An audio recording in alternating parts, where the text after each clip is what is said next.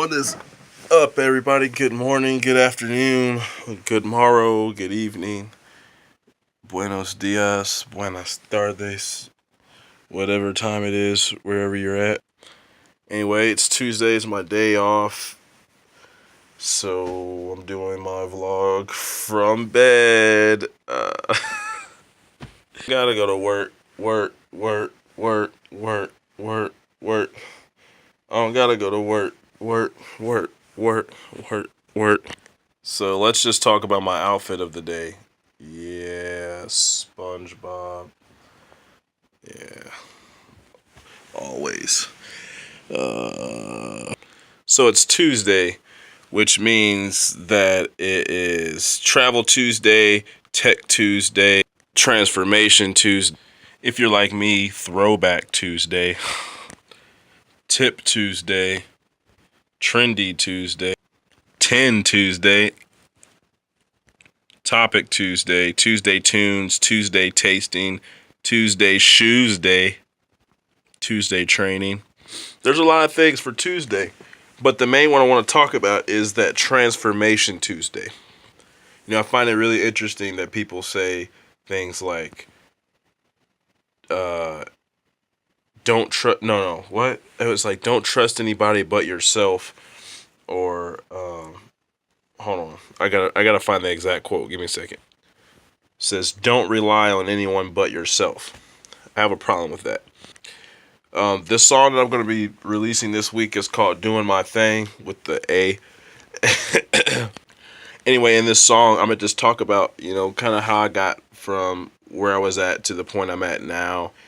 And, this whole, don't rely on anybody but yourself is just really, I don't like it because it's not true. You can't do things by yourself. You have to have help from others. That's the only way. Seriously. Literally, you have to go out and get sponsors, or you got to go out and get someone to invest in you. You have to work in order to make money, so you're actually getting help from your job, technically, because they gave you a job to help you pay your bills. There's no way to do anything by yourself anymore. So I get what they're trying to say, but I personally don't agree with that, because in order for me to have gotten to where I'm at now, I look back when I first got to college, there was Dean Knight, who was dean of all the students, and if it wasn't for him, I just gotta say that I wouldn't have made it to college if it wasn't for Dean Knight, and I'll explain why. Basically, my record as a juvenile and as a student in schools was terrible. Terrible. And multiple assaults, just a bunch of crazy stuff. So then when I decided I'm going to go to a Christian university in Texas, and they're looking at my record, they were like, no, we cannot have this dude at our school. So I think it was the middle of my senior year summer, right before college started, I got a phone call that said that they weren't going to let me into the university. And that sucked. That really did. That really did suck. So I think that was a Wednesday on my day off, or a Thursday. And then Friday, I received a phone call from Dean Knight. And he asked me a few questions, just what I thought about the school, and then just kind of about myself. What kind of goals did I have for myself? And I told him, I was look, man, I got this. I don't need nobody's help. I'm going to go to Mizzou. And that was the goal. I was going to go try to play basketball for Mizzou, which I think I probably would have made it and done well. But I think God had a different plan for me, because D Knight asked me, well, do you think that any of these problems are going to come up while you're here? Now, honestly, yeah, I mean, people talk trash, and I think that's majority of the reason why I got into fights in high school. But I said no. I didn't think that problem was going to come up. And he's like, "Do you believe that?" And I said, "Yeah." Which now I look back, I didn't really believe it, but I'm like, man, I'm not really trying to. At that point, I wasn't really trying to live in the same state as my parents. I was trying to get far, far away, and just there's a whole bunch of other things that were going on in the background. So, yeah, he he spoke to the board, and I got into college in Texas. Barely came in on academic probation, but I made it. I say that to say, you know, in order for me to have gotten to Texas and be able to go to school, I needed help. In order for me to, from the time I stepped on campus in 2009 in August, August 16th, um, until I left Texas earlier this year in April and February, I had to have help. Um, that's the only truth about it. Now, some of you guys who knew me in Texas probably remember after I left college. I think my second year or first and a half year, because it was like my fourth semester. I didn't make it due to financial aid and grades and a whole bunch of other stuff. And oh no, I did. No, no, no, no. It wasn't for grades. It was for financial aid because my fourth part of my scholarship didn't come through. By the way, why is college so freaking expensive? It's I'm sorry, university. Why is university so freaking expensive? Stupid. Anyway, while I was there, I figured, if I'm gonna get kicked out, I'm gonna keep all my business books. So everything about marketing, business to business, excuse me, um, everything about international business, everything about PR, everything about running a business, owning a corporation, like all my books. If there's a few videos where I show like my bookshelf. That's what like literally one of my most prized possessions besides my SpongeBob Snuggie and my actual SpongeBob and my Batman.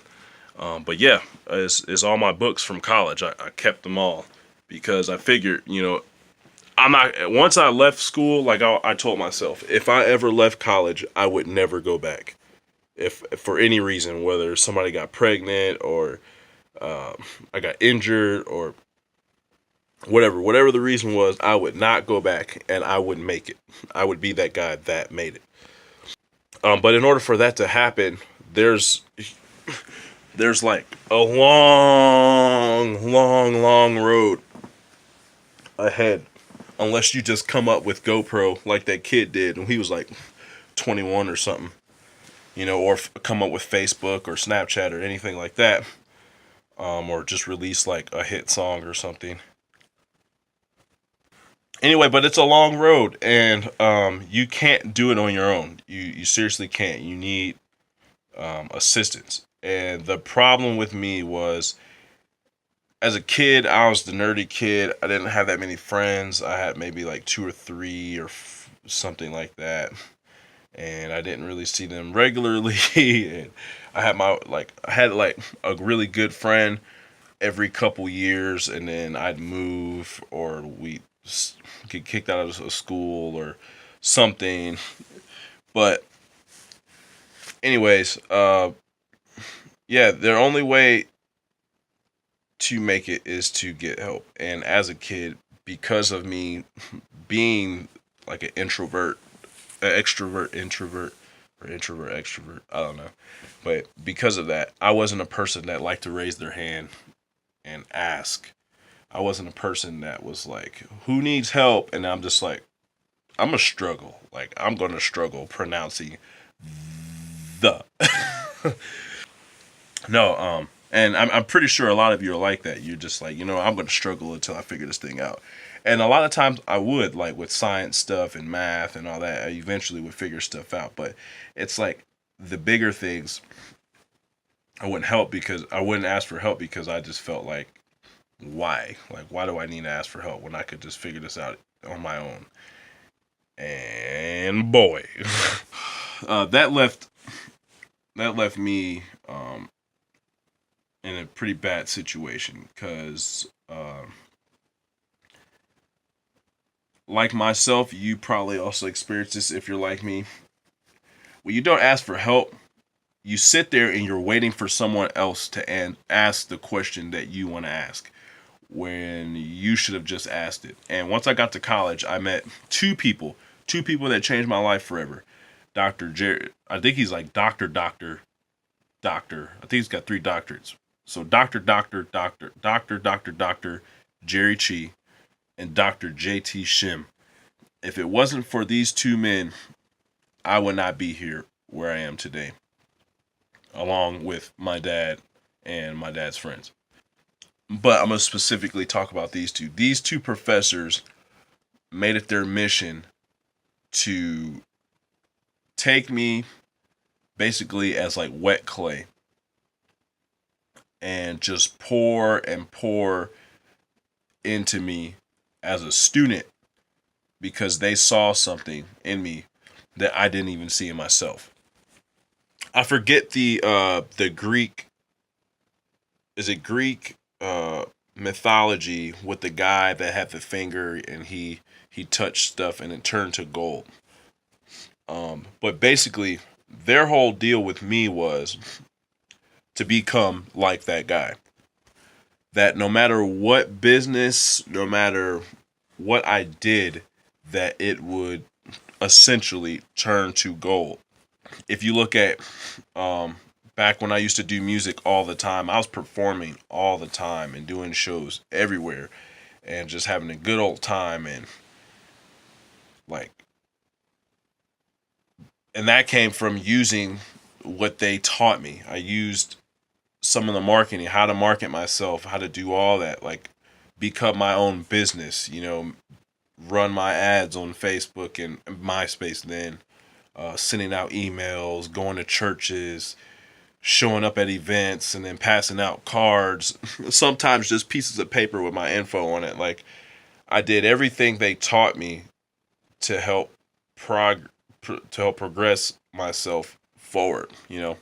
And then there was that time when I was working at Sonic. Now, a lot of people laughed at me because here I am, a college kid working for $3 an hour and then $3.25 when I would wear my skates in a small town Sonic, making like $200 a week, sometimes 225 plus tips. So technically, I'd be making like $300 a week, and that's pennies compared to like what I'm making now. And then I'll get to how this happened, but yeah, so people are making fun of me then, and then it was I lived 10 miles away and had to walk down the freaking highway just to get to work, to only work for 4 hours and then walk all the way back because it'd be too late to be walking down the highway. And I did that for 2 years, and